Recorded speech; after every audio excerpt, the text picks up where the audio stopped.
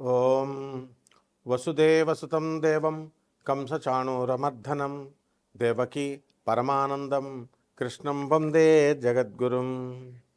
ఓం శ్రీ రాధాకృష్ణాభ్యాం నమః. ఓం కృష్ణం వందే జగద్గురుం అర్జునం వందే జగదేకవీరం.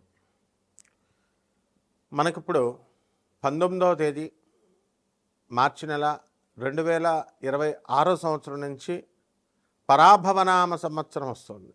ఉగాది పండుగ మనకందరికీ కూడా వస్తుంది. అందువలన మన ఛానల్ సబ్స్క్రైబర్స్కి, ఫాలోవర్స్కి, మన అభిమానులందరికీ కూడా, మన ఛానల్ అభిమానులు అందరికీ కూడా ఉగాది నూతన సంవత్సర శుభాకాంక్షలు.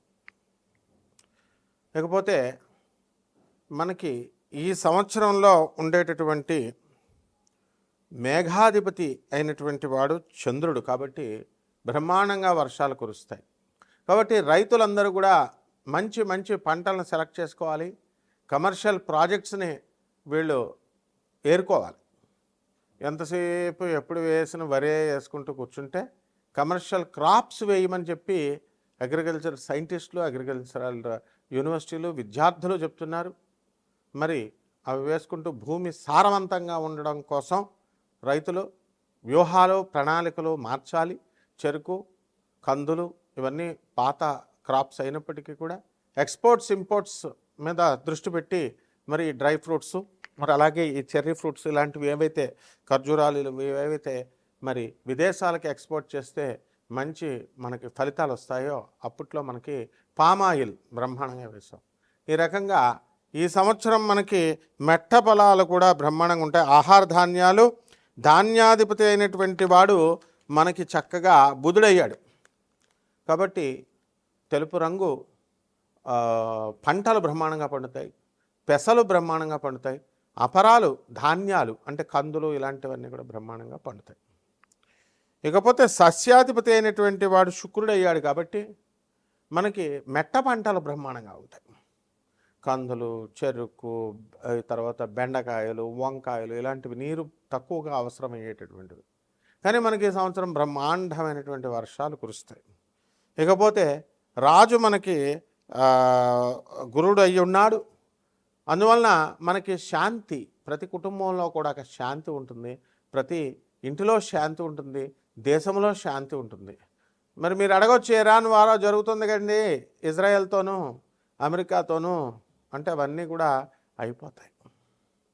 మీకు ఈ లోపల గ్యాస్ ధరలు బాగా పెరిగిపోతాయి, బంగారం ధరలు బాగా పెరిగిపోయినాయి అని చెప్పేసి మీరందరూ కొనుక్కోవడం జరిగింది.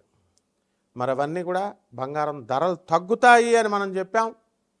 సంవత్సరం వచ్చేసరికి లేదండి 5 లక్షల వరకు వెళ్ళిపోతాయని చెప్పేసి అందరినీ కూడా రెచ్చగొట్టారు.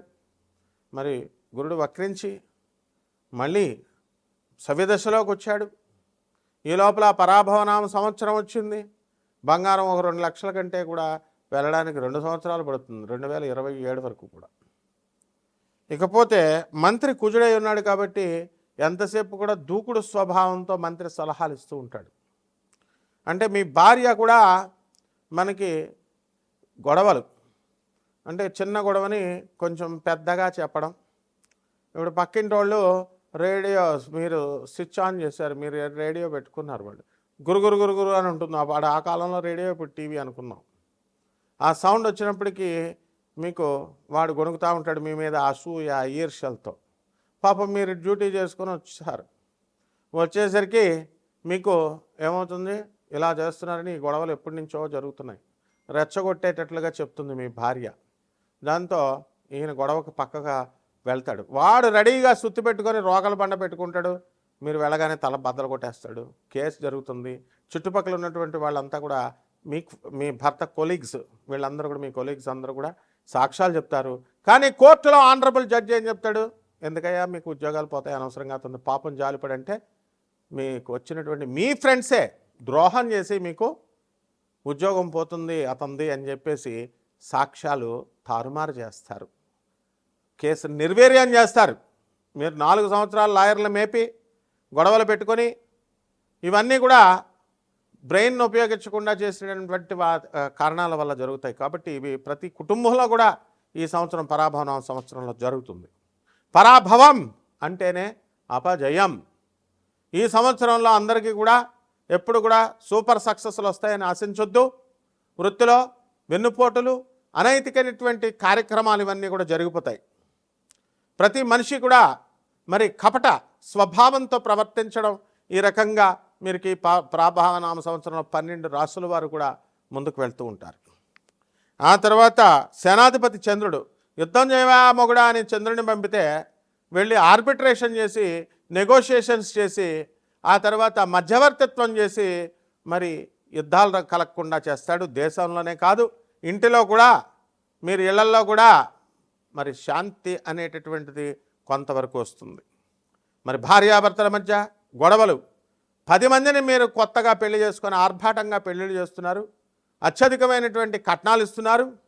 కట్నాలు ఇవ్వడం నేరం, తీసుకోవడం నేరం అని చట్టం చెప్తున్నా సరే అదే పోలీస్ ఆఫీసర్లు, అదే ఆనరబుల్ జడ్జెస్, అదే లాయర్లకు కూడా తప్పడం లేదు ఈ యొక్క కట్నాలు ఇవ్వడం, కట్నాలు తీసుకోవడం.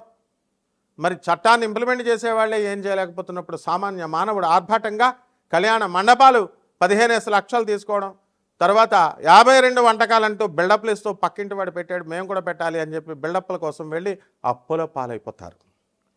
మరి ఆ కాపురాలైనా నిలబడుతున్నాయంటే 10 మందిలో 8 కాపురాలు గొడవలతో కొట్టుకు చచ్చిపోతున్నారు. విడాకులకి, డైవర్స్లకి, కోర్టులకి వెళుతున్నారు. పోనీ ఆ కోర్టులో ఏమైనా వెంటనే మనకి ఏమైనా జడ్జిమెంట్స్ వస్తాయా అంటే మనకి అవి జడ్జిమెంట్స్ రావు, బెంచ్ మీదకే రావు. హైకోర్టులో వేసుకున్న కేసులు ఎన్నో సంవత్సరాలు పెండింగ్లో ఉన్నాయి. ఒక పక్క జనాభాతో పెరుగుదలతో కాంపిటీషన్ ఎక్కువైపోయి విద్యార్థులకి, యువతకి ఉద్యోగాలు లేవంటే మన గౌరవనీయులైనటువంటి చంద్రబాబు నాయుడు గారు మరి ఇంకా కనండి పిల్లల్ని, మేము 3వ కంటాము, మీరు కంటే కనుక ఖచ్చితంగా మేము 25,000 రూపాయలు ఇస్తాము, అలాగే జనాభా ఉండాలి అని చెప్పడం ఆయన మంచి ఉద్దేశంతో చెప్పినప్పటికీ కూడా ఇక్కడ నిరుద్యోగుల కాంపిటీషన్ అనేటటువంటిది విపరీతంగా పెరిగిపోతుంది. కాబట్టి దీనికి ప్రత్యామ్నాయ మార్గం మనం ఏం చేయాలి అంటే కాంపిటీషన్లో మనం నిలబడాలి, అడ్వాన్స్మెంట్ అవ్వాలి. అడ్వాన్స్మెంట్ ప్రతి విషయంలో కూడా కావాలి. టెక్నాలజీ పరంగా అడ్వాన్స్మెంట్ అవ్వడమే కాదు, ఆర్టిఫిషియల్ ఇంటెలిజెన్స్ వచ్చేసింది.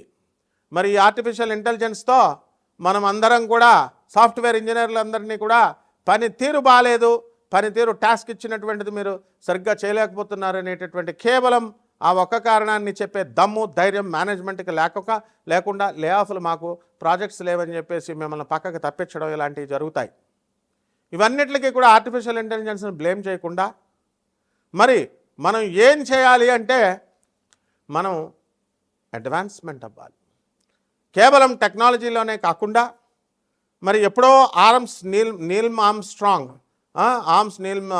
నీల్స్ ఆర్మ్స్ట్రాంగ్ చంద్రమండలంలోకి వెళ్ళాడని మనం ఏదో గొప్పగా రష్యా వాళ్ళు పంపించారని అది గొప్పగా చెప్పుకునేటటువంటి వాళ్ళం.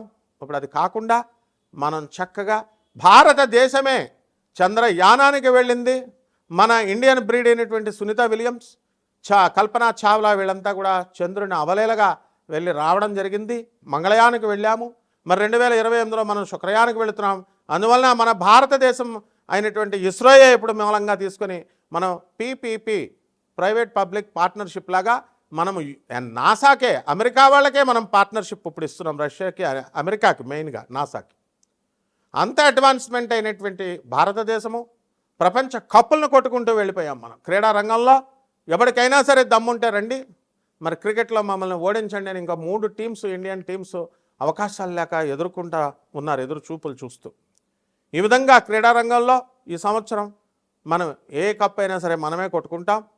అడ్వాన్స్మెంట్ అనేటటువంటిది మనకే జరుగుతుంది. మన కాపురాల్లో కూడా అడ్వాన్స్మెంట్ రావాలి. మీరెప్పుడో తాతల కాలంలో అత్తగారిని గౌరవించాలా, మామగారిని గౌరవించాలా, కోడళ్ళు మందు తాగకూడదు, సిగరెట్లు తాగకూడదు, కనీసం అత్తగారులకు బట్టలు పెట్టాలా, అత్తగారిని గౌరవించట్లేదు. ఇవన్నీ కూడా పాతతరం ఆలోచనలు మారిపోయి మరి మా గోపాలరెడ్డి చెప్పినట్టుగా చక్కగా అడ్వాన్స్మెంట్ అనేటటువంటిది రావాలి. సహృదయంతో ఇప్పుడు ఉన్నటువంటి వాళ్ళందరూ కూడా యువత ఇప్పుడు జనరేషన్కి తగ్గట్టుగా వాళ్ళ భార్యల యొక్క అభిరుచులను చూసుకుంటూ వాళ్ళ కుటుంబాల నేపథ్యంలో మీరందరూ equal rights, mutual confidence, mutual understanding, mutual కాన్ఫిడెన్స్తో, మ్యూచువల్ రెస్పెక్ట్తో ముందుకు వెళ్ళినప్పుడు ఎందుకు వస్తాయి ఇవన్నీ కూడా? ఇది ఆర్బిట్రేషన్, చంద్రుడు చేసేటటువంటి ఆర్బిట్రేషన్. సో ఆ విధంగా ఈ యొక్క మేము లేదండి, మేము ఛాందసబద్ధంగానే ఉంటాం, మేము పాత పద్ధతులతోనే ఉంటామంటే కోర్టుల చుట్టూ తిరగ తప్పదు, పోలీస్ స్టేషన్ చుట్టూ తప్పదు. అరే పోలీసు వాళ్ళే చెప్తున్నారు మీకు, ఐపీఎస్ ఆఫీసర్లు, ఎందుకురా మీకు ఎన్ఆర్ఐలు హాయిగా ఇక్కడ ఇండియాలో ఉన్న వాళ్ళని చేసుకోండి, ఎందుకు అక్కడికి ఆ దేశాలకు వెళ్ళి అక్కడ అనవసరంగా మోసపోవడం అంటే మాకు ఫారిన్ వెళ్ళిన వాళ్ళు ఇంకా తిరిగి రారు. ఇక్కడ తల్లిదండ్రులు మీకు హార్ట్ అటాక్లు వచ్చినా మీరు కూడా మా పిల్లలు అమెరికాలో ఉండాలి. అందుకే కరెక్ట్ అయినటువంటి మొగుడు మీకు ట్రంప్. అక్కడ ఆయన తన యొక్క స్వలాభాల కోసం యుద్ధం చేస్తాడు ఇరాన్ కోసం. మరి రేపు రాబోయేటటువంటి 2028వ సంవత్సరంలో అతనికి సెకండ్ అసెస్మెంట్లో మరి సెకండ్ స్టేజ్లో ఆయన కనుక యుద్ధం చేయకపోతే ఆయనకి సర్వైవల్ లేదు. ఈ విధంగా మన యొక్క గురుడు మనకి గురు మార్పు ఏమవుతుంది, కర్కాటక రాశిలోకి 2 జూన్ 2026వ సంవత్సరం నుంచి మనకి కర్కాటక రాశి ప్రవేశం చేస్తున్నాడు. అందరికీ కూడా మేధస్సు పెరుగుతుంది. ఆ విధంగా ఈ యొక్క శని సంపూర్ణంగా మీనరాశిలోనే వక్రించి ఉండడము, ఈ విధంగా మీనరాశిలో ఉంటాడు. ఆ విధంగా ఈ యొక్క శని కూడా మనకి మీనరాశిలో మనము ఏం చేస్తాడండి, ఎంటైర్ ఇయర్ అంతా కూడా ఉన్నాయి వక్రించి 27 జూలై 2026వ సంవత్సరం నుంచి 11 డిసెంబర్ 2026వ సంవత్సరం వరకు కూడా శని వక్రించి మీనరాశిలోనే ఉండడం అనేటటువంటిది జరుగుతుంది. ఈ విధంగా కుజుడు మీనరాశి ప్రవేశం 2 ఏప్రిల్ 2026వ సంవత్సరంలో జరుగుతుంది.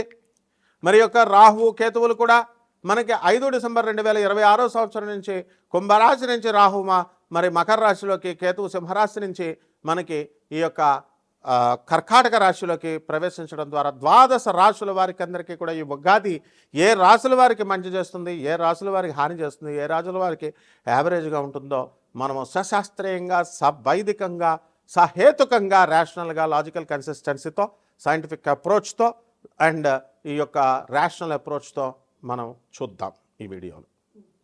తులారాశి, ఈ తులారాశి వారికి అందరికీ కూడా ఆదాయాలు మబ్బడిగా పెరిగిపోతాయి. అసలు ఆనందంతో మీరు ఎవరిని కూడా మీరు ఆపలేరనమాట. అంత బ్రహ్మాండంగా తట్టుకోలేకపోతారు అంత ఆనందాన్ని. ఇప్పటి వరకు చిన్న చితక ఉద్యోగాల దగ్గర నుంచి పెద్ద పెద్ద ఉద్యోగాలు చేస్తున్నటువంటి వాళ్ళు కూడా మరి ఉద్యోగాలు ఊడిపోవడం అనేటటువంటివి జరిగినాయి. ఇక సాఫ్ట్వేర్ ఇంజనీర్లు లే ఆఫ్ల వల్ల మీరు వదిలేయడమో వాళ్ళు తీసేయడమో ఏదో ఒకటి జరుగుతుంది. కాబట్టి ఇప్పుడు ఆ ఉద్యోగాలన్నీ కూడా గత సంవత్సరం అంతా కూడా భగ్నమైనవి. మరి ఈ సంవత్సరం మీకు చక్కగా ఉద్యోగాల్లో రావడానికి అవకాశాలు ఉన్నాయి. ఆరోగ్యకరమైనటువంటి అలవాట్లు చేసుకుంటారు. ఎంతసేపు కూడా మందు పార్టీలు, ఫ్రెండ్స్ అంటూ జాలీగా బతకాలి, దేవుడు మోక్షం ఇచ్చినా సరే తులారాశి వాళ్ళు ఒక్కళ్ళే రిజెక్ట్ చేస్తారనమాట. మాకు అవసరం లేదండి, మాకు మళ్ళీ జన్మ కావాలో, మళ్ళీ ఆనందాలు అనుభవించాలంటారు. ఆనందంతో పాటు కష్టాలు. మరి ముసలి వయసు వచ్చిన తర్వాత కాళ్ళు చేతులు పనిచేయవు, తిండి ఎవడు పెట్టడు, పైకి వెళ్ళిపోయేటప్పుడు ప్రాణం కూడా గిలగల పుట్టుకోవాలి. ఇవన్నీ ఉంటాయి లింకులు. అందువల్లనే మోక్షాన్ని కోరుకోవాలి. అబ్బే లేదండి నాకు సుఖాలే కావాలండి అంటే కుదరదు. కాబట్టి ఎలాగైతే 4వ క్లాసులో చిన్న తక్కువ పుస్తకాలేనండి అండి నేను 4లోనే ఉండిపోతానంటే ఊరుకుంటారా? 5వ క్లాసులో ఈడ్ చేస్తారు. RTE, right to education. ఆ విధంగా తులారాశి వాళ్ళు ఎక్కడికో వెళ్ళిపోతారు. కోర్టు కేసుల్లో తిరుగుతున్నారు. అయ్యో పట్టాను అవ్వవు, ఈ సంవత్సరం కూడా అవ్వవు మీకు. పాపం మీరు చేసిన తప్పులకు కాకుండా మీ పెద్దలు పూర్వీకులు చేసిన తప్పులకి మీరు కోర్టుల చుట్టూ తిరుగుతున్నారు. తప్పదు, మరి కర్మ సిద్ధాంతం. అలాగే భార్యాభర్తల మధ్య గొడవలు అనేటటువంటివి ఉంటాయి. మరి ఇవన్నీ కూడా దేవాలయాల చుట్టూ తిరిగేస్తే పోతాయేమో అనుకున్నారు. కోడళ్ళు మంచిగా చూసుకుంటే పోతాయి.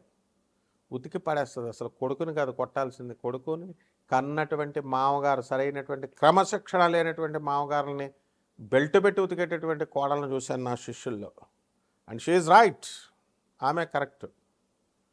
కాబట్టి పోలీస్ స్టేషన్కి ఇచ్చింది, భర్తను ఎలా కంట్రోల్లో పెట్టాలో అలా కంట్రోల్లో పెట్టింది. ఆ విధంగా తులారాశి వాళ్ళు కాస్త కఠినంగా ఉండాల్సినటువంటి అవసరం ఉంది. కాబట్టి ఉద్యోగాలు కోల్పోయినటువంటి వాళ్ళకి ఉద్యోగాలు రావడానికి అవకాశాలు ఉన్నాయి. వ్యాపార రంగాల్లో ఉన్నటువంటి వాళ్ళందరికీ కూడా వ్యాపారాల్లో ముందంజుకు వెళ్ళిపోతారు. మీరు కందుల వ్యాపారం, కిరాణా వ్యాపారాలు, డిపార్ట్మెంటల్ స్టోర్స్, హోటల్స్, ఇలాంటివన్నీ కూడా బ్రహ్మాండంగా ముందుకు వెళ్ళిపోతారు. కాబట్టి ఈ రాశి వారికి అందరికీ కూడా మీరు ఇల్లులు కొంటామండి అంటే ఇల్లులు కొంటారు. కేంద్ర స్థితిగతుడైనటువంటి గురుగ్రహము లాభంలోకి వస్తాడు. అక్టోబర్ నెల దాటిన తర్వాత అక్టోబర్ నుంచి జనవరి మధ్య వరకు కూడా 2027వ సంవత్సరంలో లాభంలోకి మరి యొక్క గురుడు రావడం వల్ల మిమ్మల్ని తీసుకెళ్ళి అడవిలో పడేసినా సరే బ్రహ్మాండమైనటువంటి సంపాదన మీరు సంపాదించడం జరుగుతుంది. అలాగే ఆదాయాలు కూడా బ్రహ్మాండంగా ఉంటాయి. మీ సోదరుల డెవలప్మెంట్ అనేటటువంటిది మీరు చూస్తారు. అలాగే రాహు మరి కుంభరాశిలో ఉన్న కారణంగా మీరు మొండి వాళ్ళై మీ యాటిట్యూడ్ ఇతరులు మీకు చెప్పినటువంటిది మీరు వినాలి అనేటటువంటి ధోరణితో మీరు ప్రవర్తించడం అనేటటువంటిది జరుగుతుంది. అర్ధాష్టమ రాహుగ్రహ ప్రభావంగా మీకు అందరూ కూడా మనస్సు టెన్షన్స్తో ఉంటుంది. అప్పులు చేసినప్పుడు మరి అప్పులు వాడు వసూలు చేయడానికి రాడా? వాడు వస్తే టెన్షన్ ఉన్నదా? మరి గుండె గుబేలు అంటుంది అంటే అంటది. మరి ఇవన్నీ కూడా తీర్చేయగలుగుతారు. కంగారు పడకండి, ఆనెస్ట్గా లాయల్గా ఉండండి, అప్పుడు తీర్చగలుగుతారు. పరిహారాలు మరి మన తులారాశి వారికి అందరికీ కూడా రాహు జపం చేసుకోండి, రాహు స్తోత్రాలు చదవండి, రాహు కిలోంపావు మినుముల్ని ఆవుపేట రంగు ఉన్నటువంటి వస్త్రాల నుంచి పేద బ్రాహ్మడికి దానం చేసుకోండి. శనివారం నాడు రావి చెట్టుకి నీళ్లు పోసి ప్రదక్షిణాలు చేయండి. నీళ్ళు పోయకుండా తిరిగి వచ్చేస్తారు. పంతులకు దక్షిణ వేయకుండా గుళ్ళకెళ్ళి వచ్చేస్తారు. మీకు ఆ మోక్షం ఇచ్చేది, మీకు ఇది ఇచ్చేది భగవంతుడు. గుళ్ళకి ఎవడో పంతులు గారు రమ్మన్నాడా మిమ్మల్ని? మీరే వెళ్తారు. డైలీ గుళ్ళండి, చాగంటి కోటేశ్వరరావు గారు చెప్పారు, వెళ్తారు. పోనీ పంతులు గారికి దక్షిణ ఇద్దని ఆయన చెప్పాడా? మన గురువుగారే కదా, చెప్పరు కదా అలాగా. కాబట్టి జాగ్రత్తగా చేయండి. అని యాత్రలో లాగా వెళ్ళకండి. అస్తమాని మధ్యకాలంలో ఎక్కువైపోయినాయి యాత్రలు వెళ్ళడం. ఏదో దత్తాత్రేయుడి దగ్గరికి వెళ్ళినప్పుడు గురువుతో వెళ్ళాలనే జ్ఞానం లేదా మీకు? గురువుతోనే వెళ్ళాలి, అప్పుడే సిద్ధిస్తుంది. ఈ రకంగా కొన్ని టెక్నిక్స్ ఉంటాయి. ఈ రకంగా చేసుకోండి. తులారాశి వారికి బ్రహ్మాండంగా ఉంటుంది. శుభమస్తు.